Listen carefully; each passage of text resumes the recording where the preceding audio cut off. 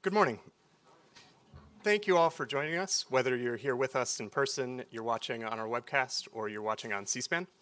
I'm John Vallant, a fellow here at Brookings in the Brown Center on Education Policy.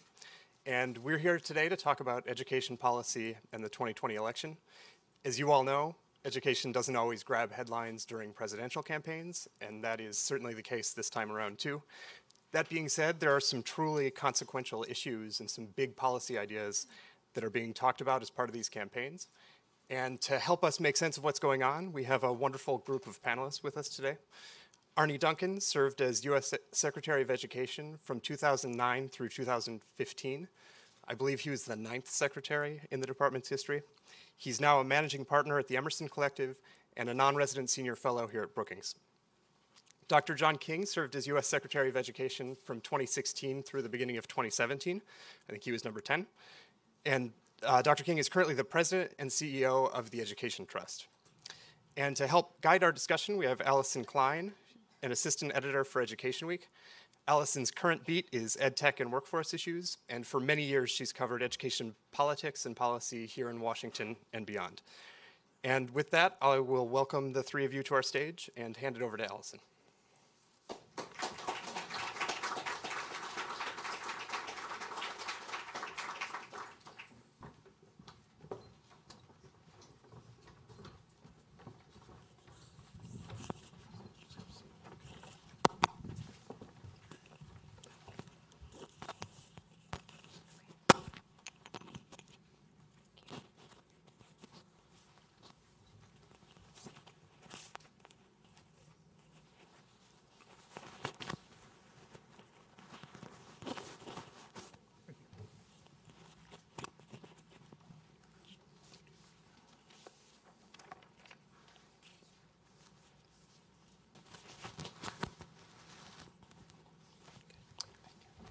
Hi, and thanks for joining us.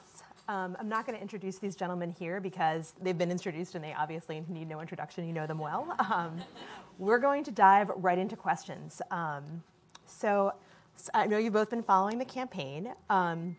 Senator Sanders recently called for a moratorium on charter schools. I know you've both been supportive of charters. In fact, Secretary King, you were a charter principal before, during, and after your time at the U.S. Department of Education.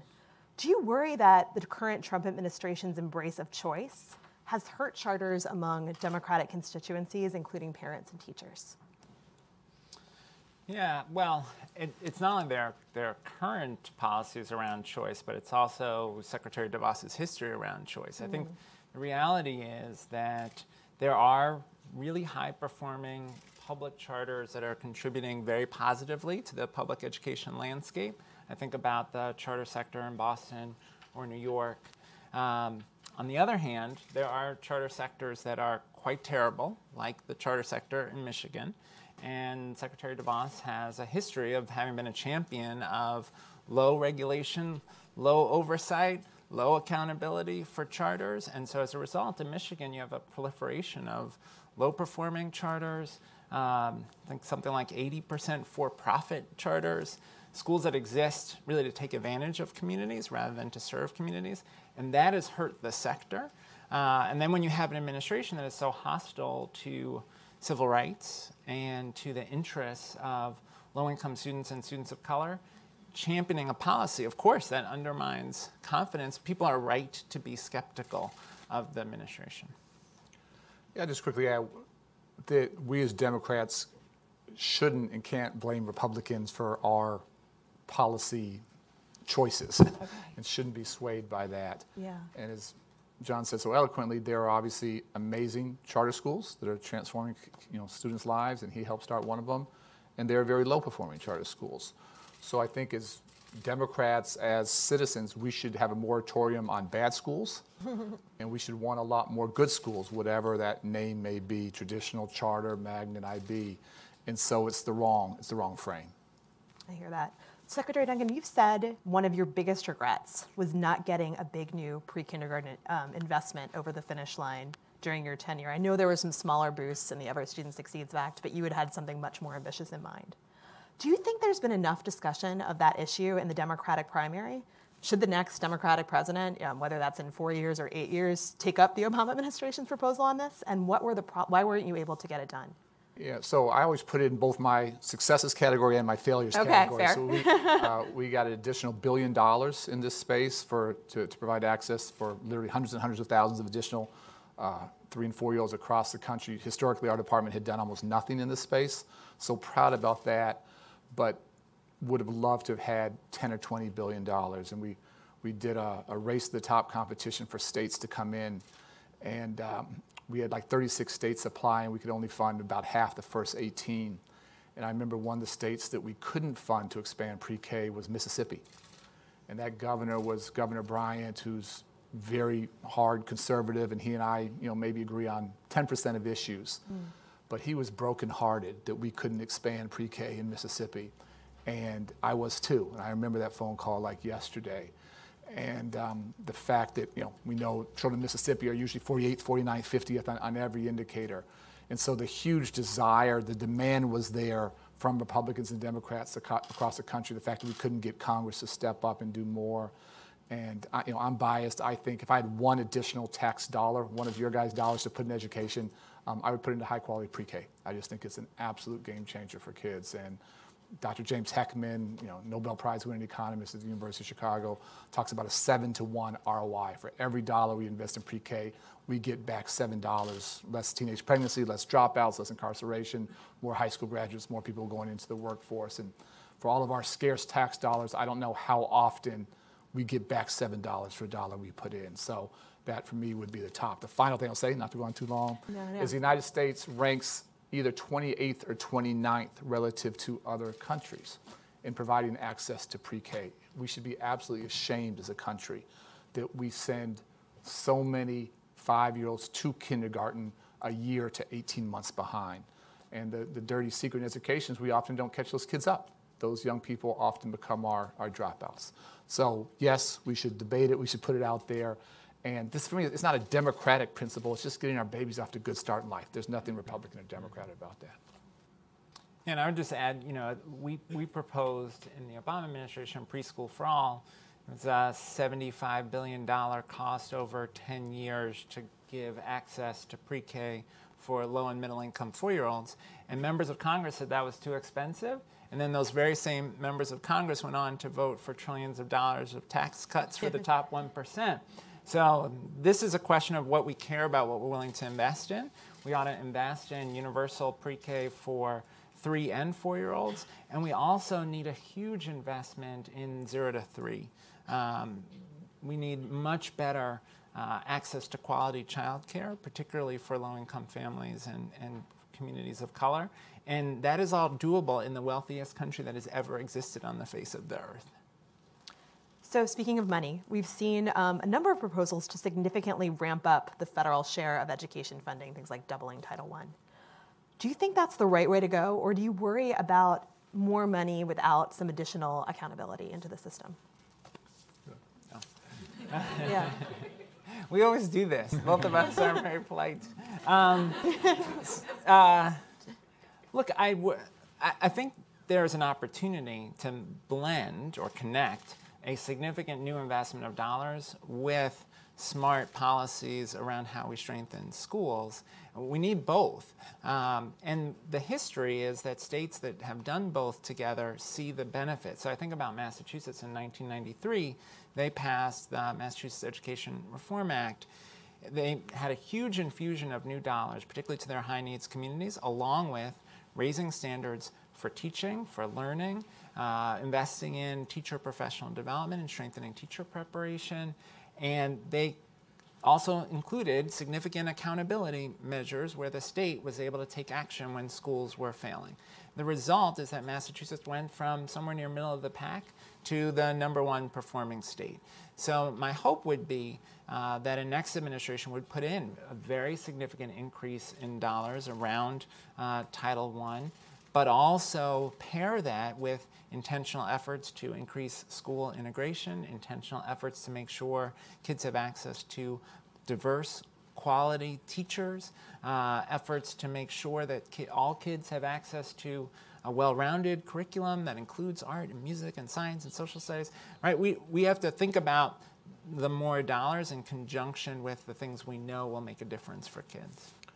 I think in education, so often we get into these either-or debates, and I almost always think it's both and. We need more good charters and more good traditional schools. We need more young people going to college and more young people prepared for careers. It's always both and.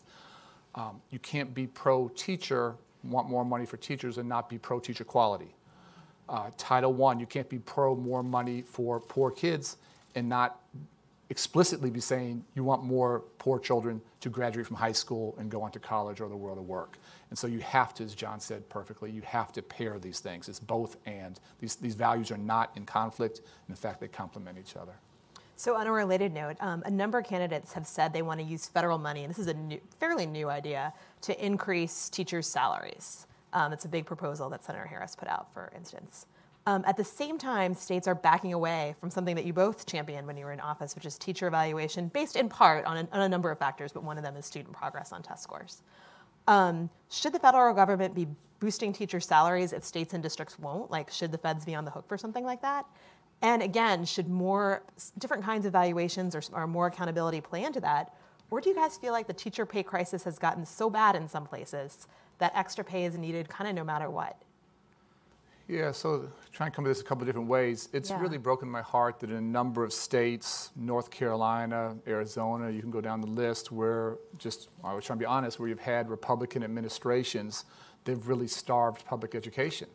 And teacher pay is not kept up with the rate of inflation or whatever. And so I'll never forget, I met with a teacher in D.C. from North Carolina who was actually selling blood, who was selling plasma to make ends meet. And that's unconscionable. So yes, we absolutely need more money. That teachers should be paid a living wage. I always say teachers are the most altruistic people you're ever going to meet. They don't go into education to become millionaires, but they shouldn't have to take a vow of poverty either, and you want to sustain that. So yes, you need that. Again, you can't be pro-teacher and not talk about quality and not talk about how important great teachers are. I met, actually just coincidentally yesterday, from someone from the Tennessee team. In Tennessee, we saw these huge growth in NAEP and improvements. And their analysis of they did a lot of different things, but in their mind, the thing that drove their improvement the most was actually taking teacher evaluation seriously.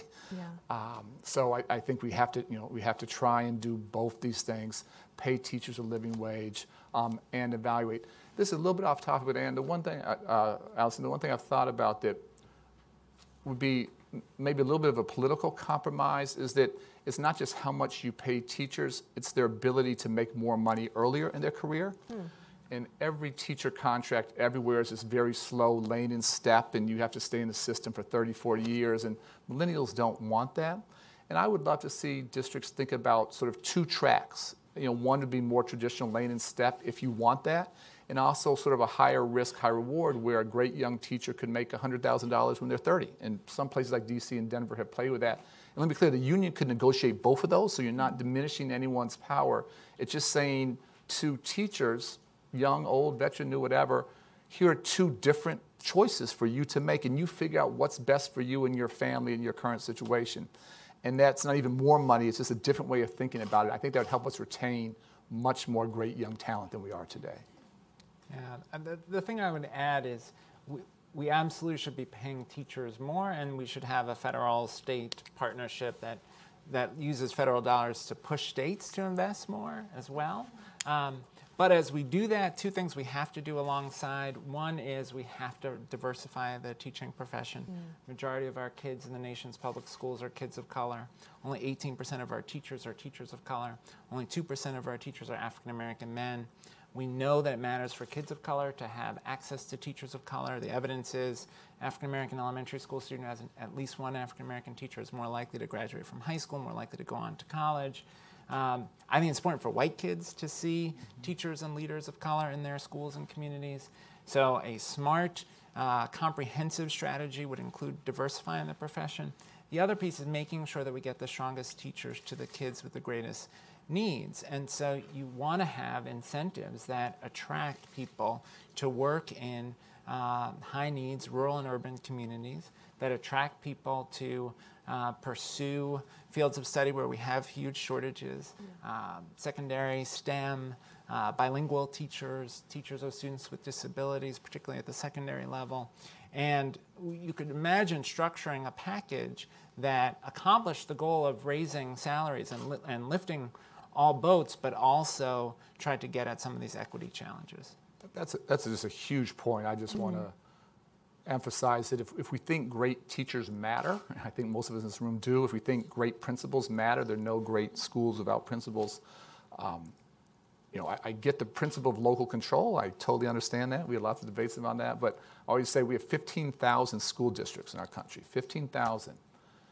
And I don't know of a single district in America where they systematically find, identify their best principals, their best teachers, and place them with the kids and communities who need the most help. And if we really do think that teachers matter and principals matter, that talent matters, that teachers change kids' lives, it's a little stunning to me that not one district out of 15 has taken that step that John just talked about. Yeah. Well, speaking of, you teed up my next question very well, because desegregation obviously is an issue that has surfaced in the Democratic debates. It's something that both of you, I know, value diverse schools. In fact, we were talking about it right before we came in here. How much power did you both feel like you had as secretary to influence that discussion beyond, obviously, and I know you both did this, drawing attention to it through the bully pulpit? What do you think a new administration could do to help work through that problem? Yeah, well, we both certainly tried to talk about the importance of it and tried to persuade communities to pay attention to the opportunities that communities have to be intentional about racial and socioeconomic integration. We also proposed to Congress, as you'll remember, a $120 million fund to support local efforts to integrate schools. And again, we heard from members of Congress, too expensive, but then they put all that money towards the tax cut for the top 1%. So that was a missed opportunity. That bill is still out there. Senator Murphy and Congresswoman Fudge have been real champions of that effort, now called the Strength and Diversity Act. That's an opportunity that a next administration would have. I also think there are ways to think about how you link other grant programs, other federal funding streams to the goal of diversity, whether it's diversity in charters and thinking about that as an area of emphasis for the charter school program, thinking about that as an area of emphasis for how people might use Title I dollars and school improvement dollars, expanding the magnet school program. There's a lot of federal levers that are available. These haven't been very much used since the early to mid 1980s. There's also, I think, a need for real civil rights enforcement from the Department of Education and from the Justice Department. We know there are districts that are doing things that intentionally exacerbate segregation, and we ought to take action on that where it violates civil rights law. I think John actually did a much better job than I did of talking about this, of putting it at the forefront, really getting into the nuances. I do think there are absolutely federal incentives that could be put in place, but as we were talking backstage, not all of this actually takes any money, and sometimes it's as simple as redrawing school boundaries, neighborhood boundaries around schools that literally doesn't cost a penny. Now, it's politically very difficult and challenging, and we live in a country where people often choose to self-segregate, based on, live in places to be, have less diversity.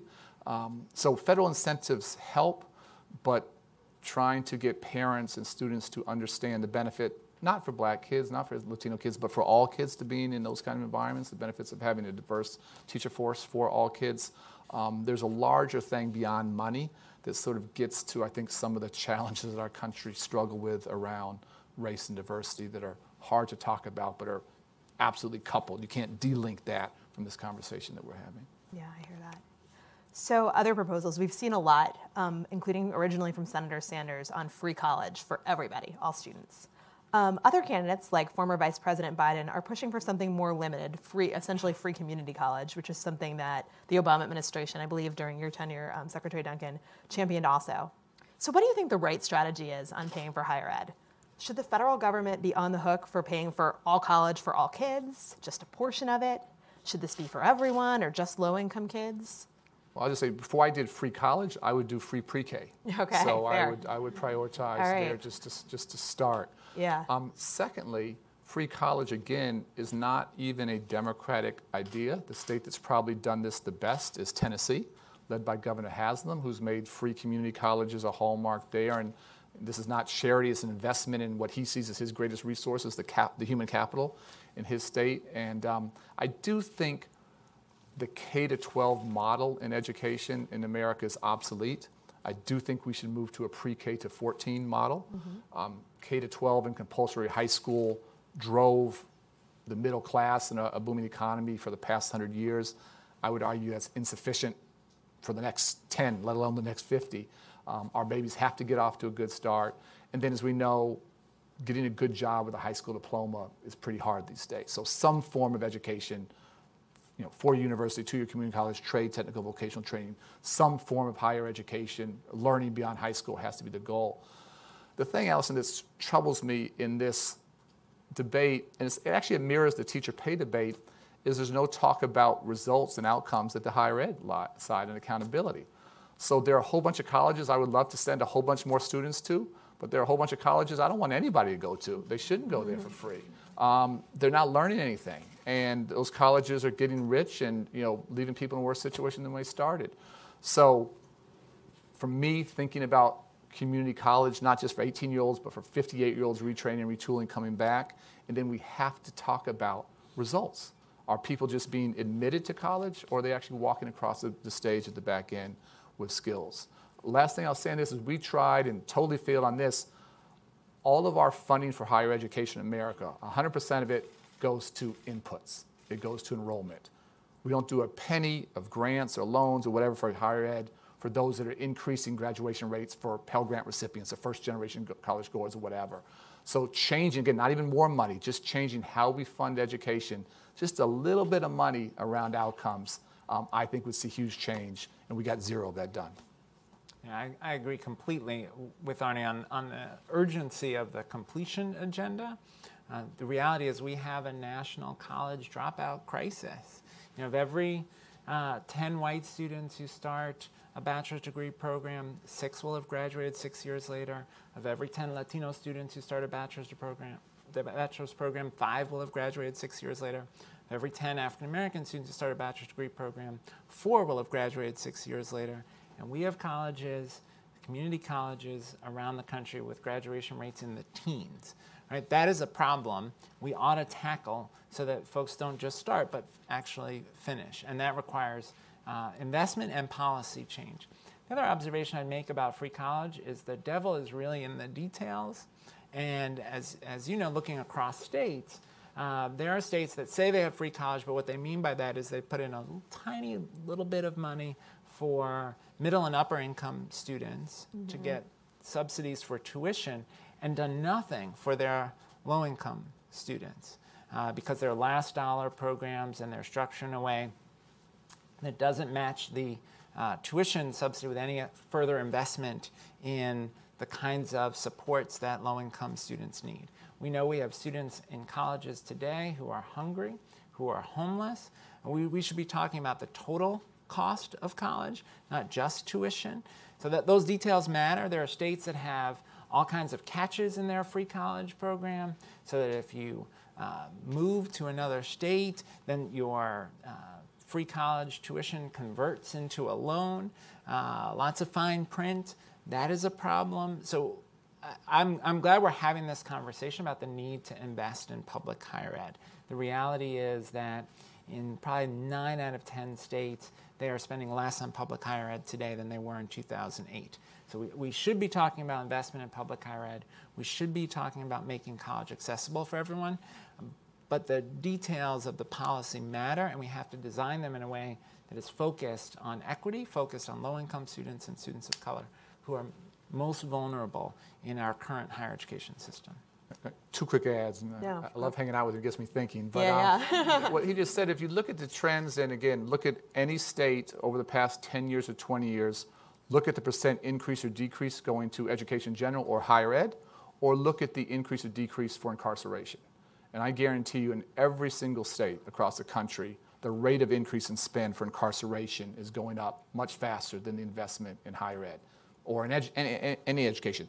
And we just accept that. We don't debate that. We don't vote on that. That's just like a given. And I just think we'll lock someone up at $60,000, but debate, forever, a little more pre-K or a little more teacher pay or a little bit more higher ed. So again, I want to challenge us as voters across the political spectrum to think about that. The larger challenge I have, Alyson, with so much of this is, take free college as a prime example. Free college is a strategy. We never talk about goals.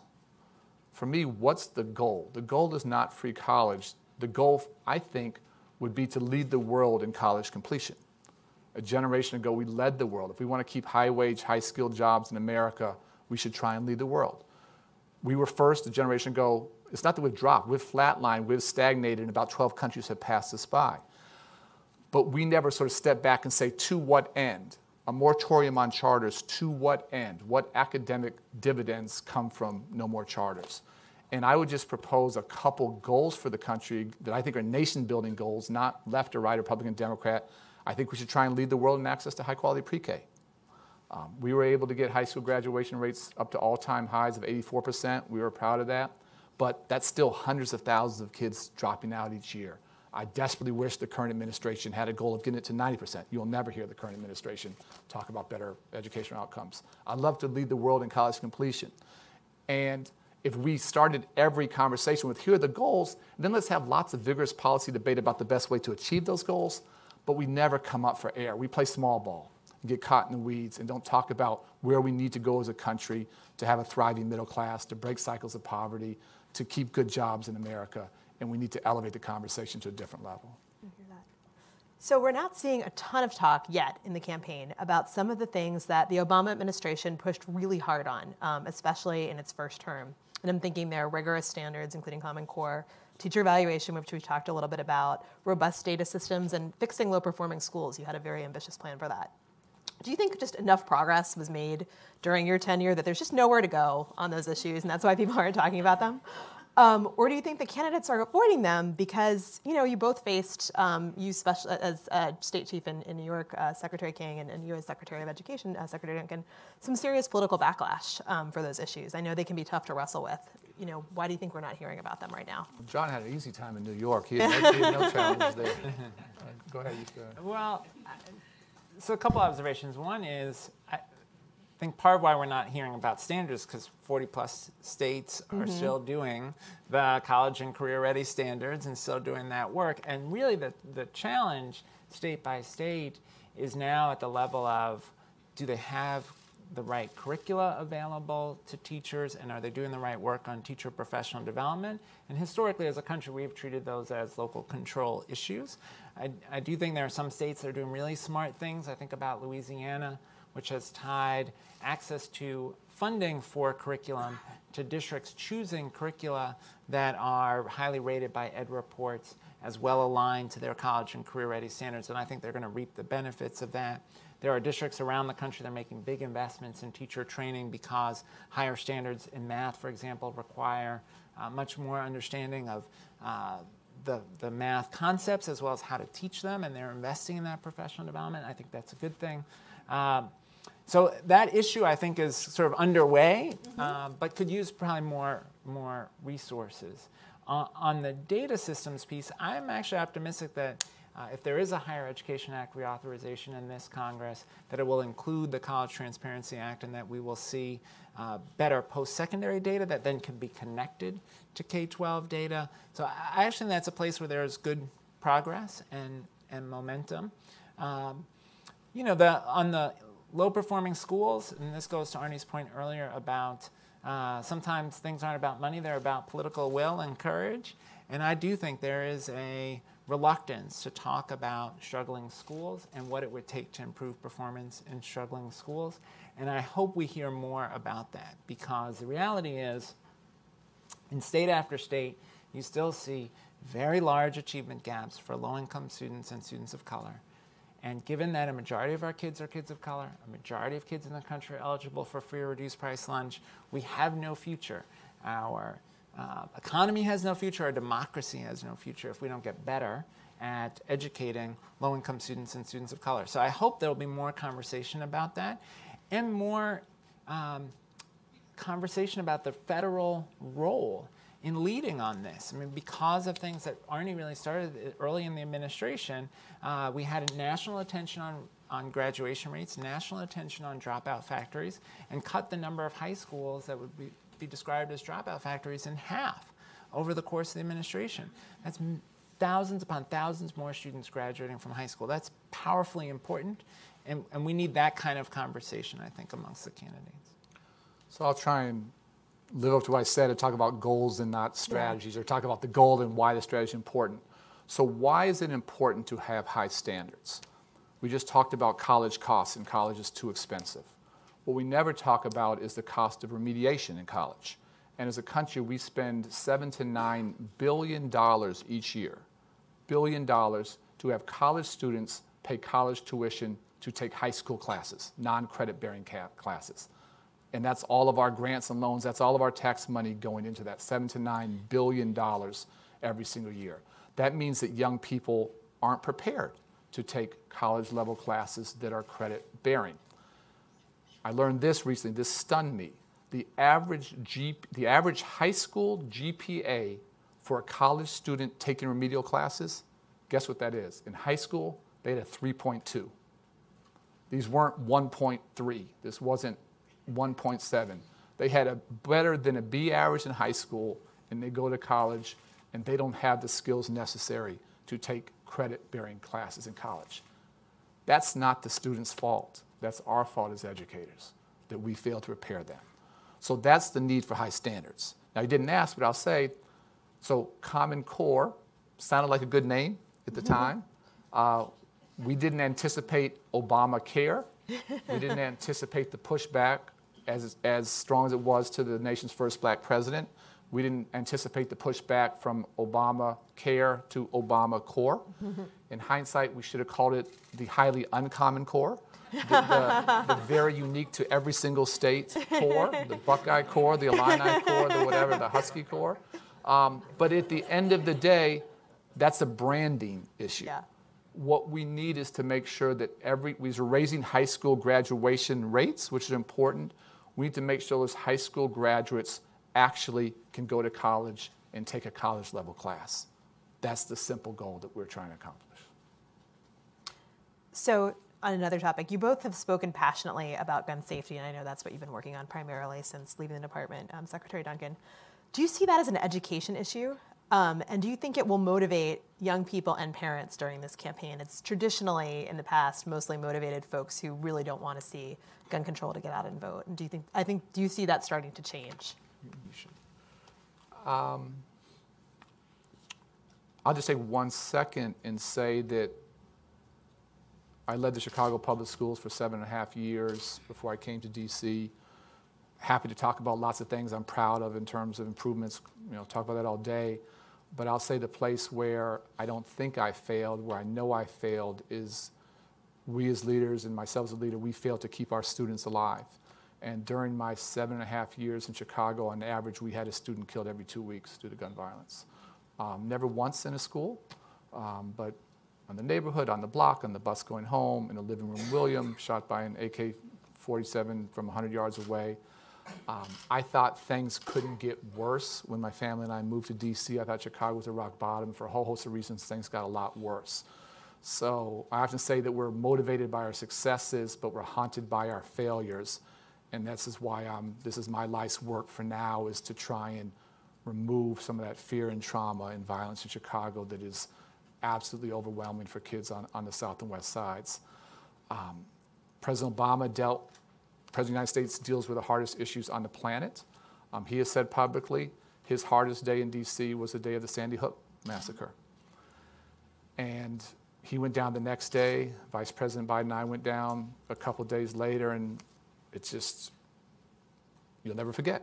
You'll never forget. I will say, and I'm not proud to say this, but I will say that when I was in Chicago, what I really thought is that no one cared that black and brown kids were being killed, and it would take white kids being killed for anything to change. And then Sandy Hook happened. And no one ever in their worst nightmares imagined 20 babies and 5 teachers and a principal being slaughtered. And the fact that as a country we got nothing done, zero done in terms of gun legislation subsequent to that actually taught me a pretty painful lesson that yes, we don't care about black and brown kids, but we also don't care enough about white kids. We don't care enough about life, that we value our guns too much. So I've been deeply pessimistic on this. The Parkland massacre changed some things. Those young people, we sent kids from Chicago down, and we had 4 kids from Chicago, our kids speak at the March for Our Lives rally. We as adults have failed on this issue. I think our young people are leading us to a very different place. So after Sandy Hook, I was extraordinarily pessimistic. I'm more optimistic now than I've ever been.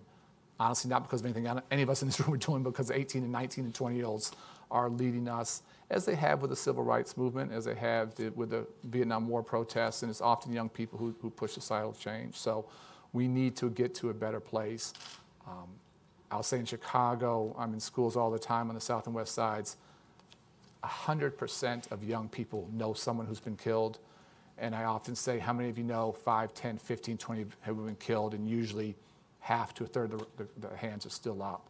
And I've never been to an actual war zone in Iraq or Afghanistan, but our kids in places like Chicago are living in war zones, and it's entirely unacceptable. And we're making progress, we're getting better, violence is going down, but we have a lot of work to do at home. Yeah. I mean, I'm so grateful for the work that Arne is doing, and I think part of what the work that you're doing points out is that we have to have a strategy that is about having fewer guns, and having fewer guns that can inflict mass casualties. And that is about changing laws, and I do think we have this moment where young people are raising their voices to try to change those laws.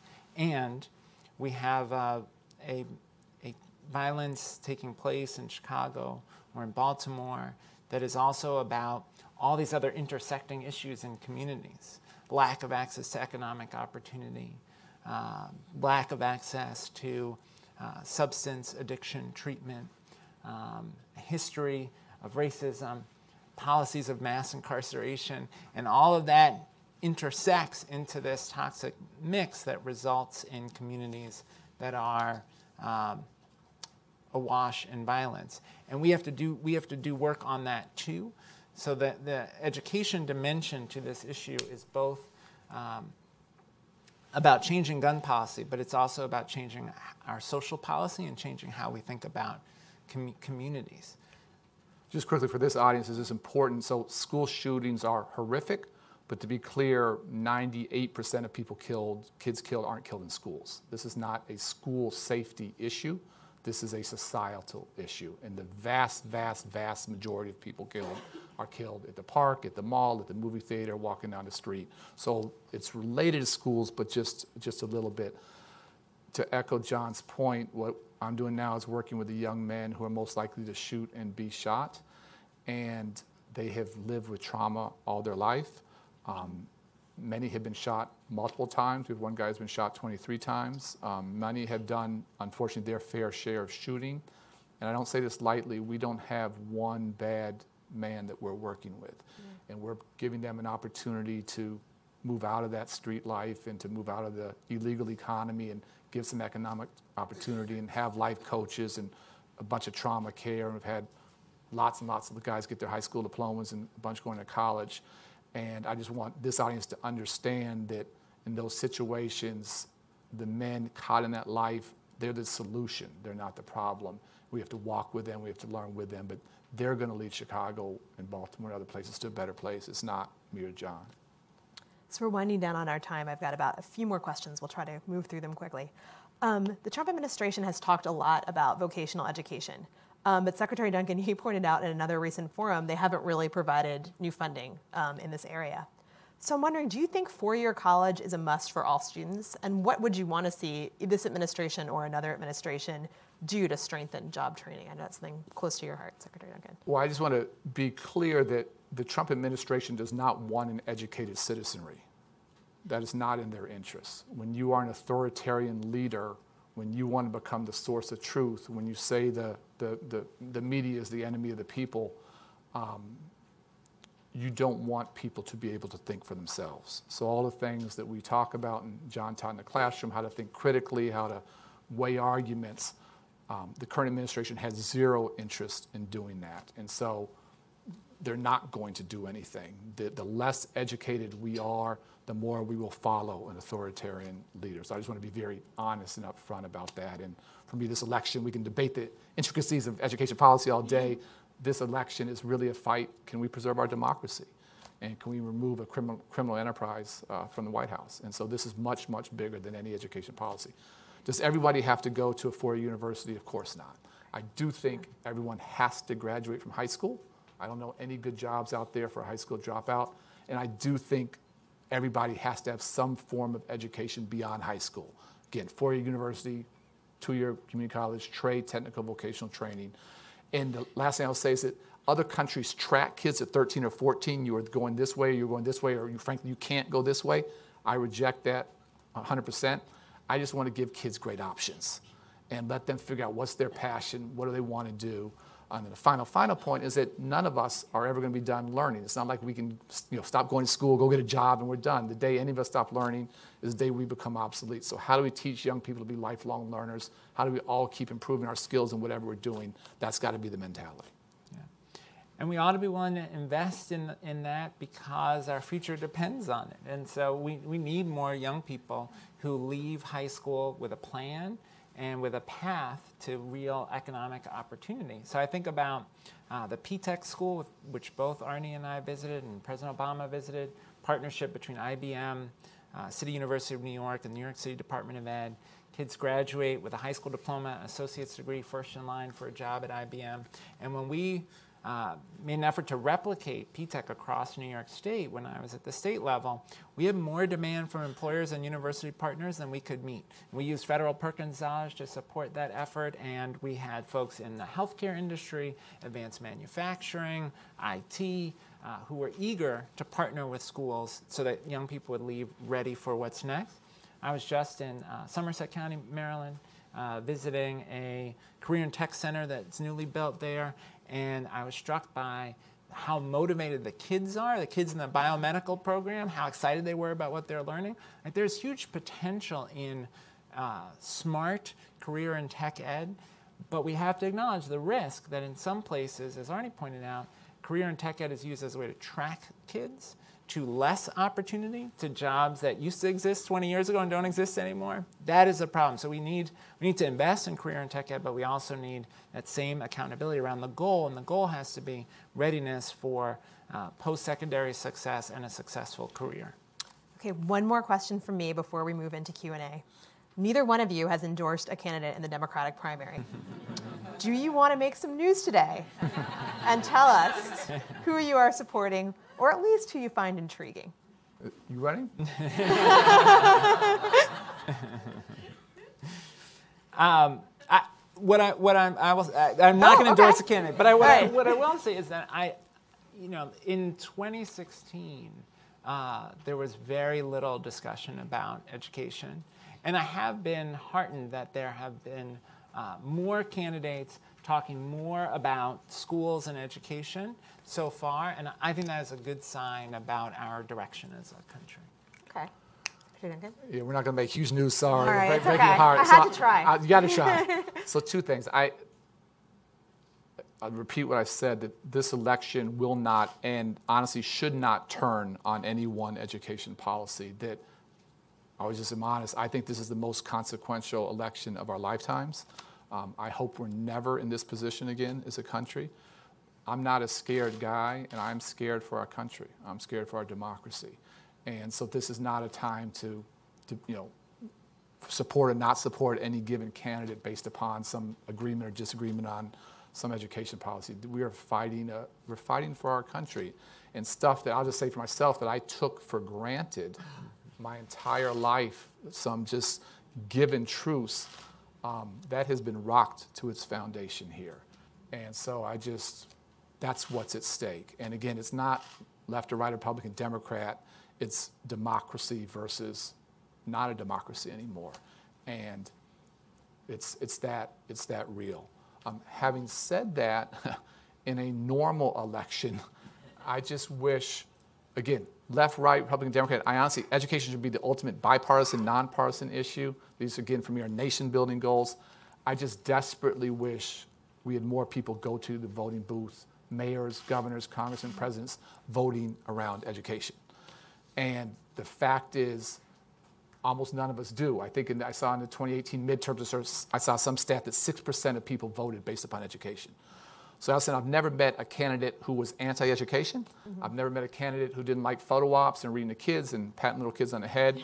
But I know very few candidates who say, I want to be reelected because I'm going to raise high school graduation rates.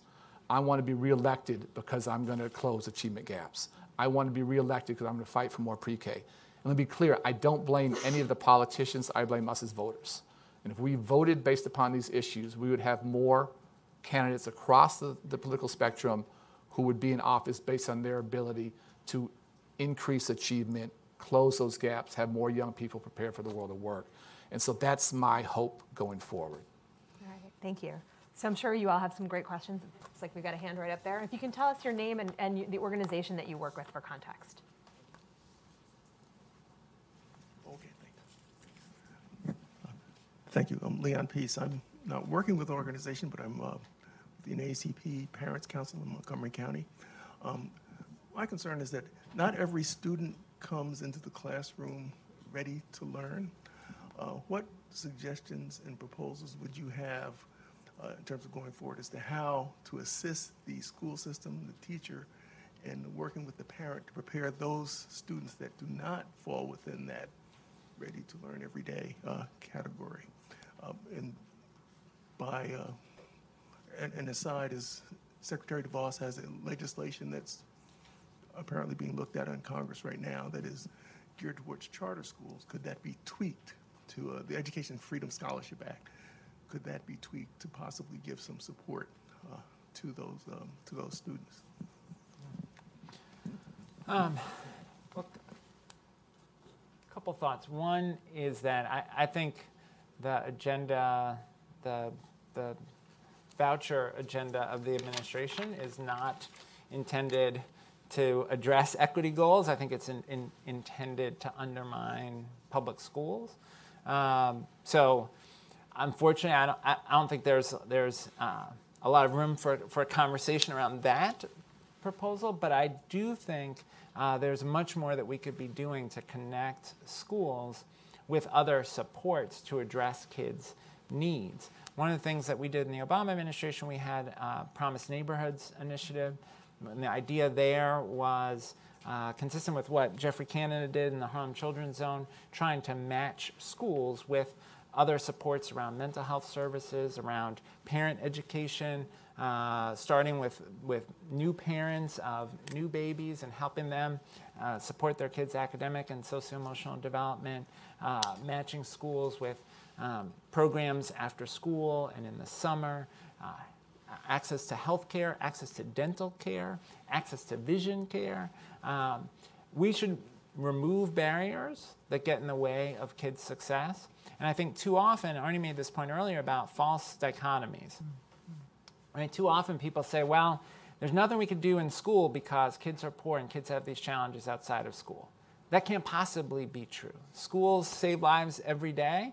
I always tell folks, both my parents passed away when I was a kid, my mom when I was 8, my dad when I was 12. School saved my life, right? So schools save lives and we ought to invest in schools. At the same time, when people say school's all that matters, well, that can't possibly be right either, because if kids are homeless and hungry, if kids don't have glasses to be able to see the board, of course that's going to hurt their education. So we have to not get into that kind of false debate, and we have to say, how do we connect supports in the community with schools, and how do we invest in those things? If we invest in school counselors and mental health services, we will more than save the costs later when those kids are successful instead of ending up in prison or addicted to substances or reliant on social services. So if we were smart about our investment, we would provide those supports to our kids. I'll just tell you one quick story that after the Freddie Gray riots, we went and visited. There was one school right there in Baltimore that was beating all the odds, where results were way better than in the more affluent communities. And we went in, I sort of said, I want to go see this. So we went a couple weeks after. It was Liberty Elementary. Mr. Mako was the principal. I think he still is the principal. And they were crushing it, getting, again, outsized results. And I just want to hear why. How? What were you doing? And amazing teachers, obviously extraordinary principal, but that school had turned itself into a food bank. And that school was giving out, I think it was 16 tons of food a month. Now, I can't draw a direct line from 16 tons of food to much better results, but I know there's a direct line there. Now, that's not in any principal's job description. I don't think our schools of education are teaching principals and teachers to figure stuff out, but what he identified was a real challenge in his community. And what my mother always says, it's hard to learn when your stomach's growling. And if you start to meet kids and families where they are, whether it's food, whether it's eyeglasses, whether it's trauma support, then we can talk about all the high standards and things you want to talk about. But that's the ticket to entry. That's the foundation that John talked about, the physical, the social well-being, mental health well-being of our kids. And so schools have to do that. They have to do it with the community, not in isolation. And these things, as John said, these things are not in conflict. That's the kind of leadership our kids and our communities deserve. Any other questions? One over there. Actually, why don't we take a few at a time, and then these gentlemen can, did you have one too, right here, and then one in the back? Okay. Okay, so I'm Frank Bowman with NASGAP, the National Association of State Student Grant and Aid Programs. As Secretary Duncan mentioned, investing in higher education is not a partisan issue in the states. Tennessee has free college. Indiana, with Governor Daniels, had the first dollar free college program, and Governor Perry in Texas was first to provide need-based aid to dreamers, and 30-something states have outcomes-based performance funding. So my question to the two secretaries would be, as we try to reauthorize Higher Education Act, what would you see as what should be the federal-state partnership, and how do you go about accountability and metrics? And then I think we had one here and then one in the back, and you guys can kind of decide what to address in what order. Hi, my name is Lisa. I am an intern at Center for American Progress. I'm also a former CPS school teacher, special education teacher. I actually was in a charter school, and we were part of some of the first charter strikes in the nation last year. I just wanted to hear from you guys if there are any particular initiatives coming out to address specifically the special education teacher shortage and the funding shortages that we're facing every day in our classrooms. Thank you.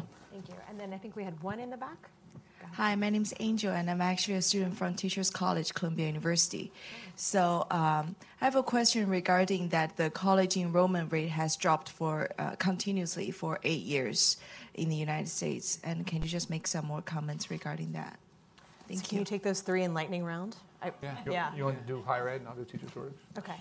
Sure. So on higher ed, I think there's a great opportunity in the Higher Education Act reauthorization conversation to increase investment. So I'd love to see a doubling or even tripling of Pell Grants, and a massive investment in helping low-income students to not just start but finish. I'd love to see an investment in evidence-based supports. So there's a program at City University of New York called ASAP, which has been shown to double completion rates in community college through wraparound supports, better advising. That program is being replicated in Ohio, and looks like the results are going to be similarly positive. We ought to invest in evidence-based interventions like that are focused on completion. We ought to have an accountability system that looks at, are students finishing? When they finish, are they able to pay off any debt that they may have? And are they able to get good jobs? And we worked very hard on this in the administration, and the current administration has rolled back a lot of the work that we tried to do on for-profit colleges that were fleecing students and taxpayers. But we ought to have an accountability system that shuts down the bad actors. We ought to have an accountability system that includes an additional investment in the schools that serve the highest needs students, but then focuses everyone on outcomes. The last point I'd make about the Higher Ed Act, I'd love to see a very significant investment in HBCUs and MSIs. There's just no question that HBCUs and MSIs are driving access to economic mobility, access to the middle class for low-income students and students of color all over the country, and have a long tradition of doing that. I was just at University of Maryland Eastern Shore last week, and my grandmother graduated from there in 1894. So that's many generations of folks all across America whose lives have been changed by those institutions, and yet we are underinvesting in them as a country. So there's lots of opportunity around the Higher Ed Act. I do think as the population of students who are high school graduates, the population of 18-year-olds goes down, we've got to think differently about what college means and who college students are, and we've got to do a lot more to support college students who are parents. Today, a quarter of our college students are parents, and yet it's very rare to have good child care programs on higher ed campuses. We ought to have a lot more of those. We have a lot of working adults who are in college. We ought to have a lot more support for them around things like transportation and housing and food, right? So as we change how we think about who college students are, we can help the students that we have, and we can also attract other folks back in. One of the great things about the Tennessee effort is that they've expanded their College Promise program beyond just immediate high school graduates to something called Tennessee Reconnect to help working adults come back to school to finish. We should see a lot more states doing things like that. So 2 things on teacher hiring, shortages, compensation that not everyone's going to agree with. But I just want to restate what John and I both talked about of having some incentives, pay being just a piece, but other things to have great teachers and great principals go to underserved communities. And the fact that we've been so unwilling with 15,000 school districts to step into that space. Charlotte-Mecklenburg did a little bit a while back. They would move a teacher and like 5 principals to a school. I remember talking to one principal who had been at a very high-performing school, went to a really struggling school. At the end of his career, he was going to retire. I said, "You could retire. Why do you do this?" And he said, "It's a privilege of a lifetime to have this opportunity." Yeah. And that's the mentality that we have to have in education, that it's a privilege of a lifetime to go work on a Native American reservation or in rural America or in inner city Baltimore, D.C., or Chicago. On teacher shortages, again, we pay everyone lane and step the same. And whether it's special ed, whether it's math and science, where we have areas of critical need, a piece of attracting teachers, again, just a piece, should be, I believe, additional compensation. And so those are the 2 fundamental changes I would make to paying everyone the same, would be to identify excellence, reward excellence, and encourage that excellence to work with the kids and communities who need the most help. And then when we have areas of critical need, which we know we have, special ed being right there, but math and science, actually interesting, PE sometimes, we should compensate based upon that. And our lack of creativity from the school district side is pretty stunning. And part of the problem that feeds this engine, or the engine that feeds this problem, is you don't hear any schools of education steering kids in one direction or another. They just let kids come through, and there may be lots of jobs for them, or there may be very few jobs, and they're not helping to push students in the right direction. That's morally, I think that's pretty bankrupt. Well, on that note, that happy note, I think we're going to wrap up, and I just want to thank both of these gentlemen for their time and for sharing their expertise with us. Thank you, both of you. Thanks for watching. Be sure to like and subscribe for more videos from Brookings.